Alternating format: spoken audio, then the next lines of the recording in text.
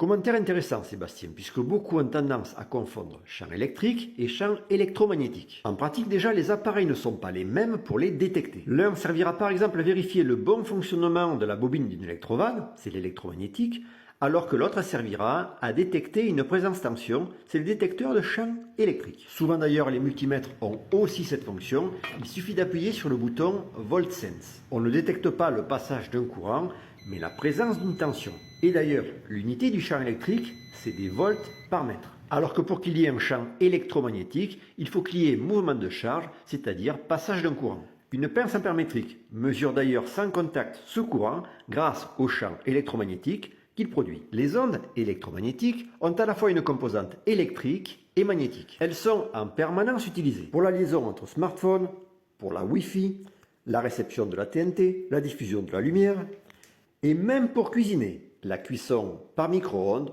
ou bien par plaque à induction. L'unité de ce champ, c'est le Tesla, nom qui te rappelle certainement quelque chose. Le champ électrique, lui, est plus difficile à cerner. Il génère des forces, soit d'attraction si les charges sont de signes opposés, soit de répulsion si elles sont de même signe. Et pour le cas d'un tube fluorescent, en effet, il s'allume grâce à un fort champ électrique intérieur, voire même extérieur. C'est ce qu'on avait vu il y a quelque temps avec notre boule à plasma.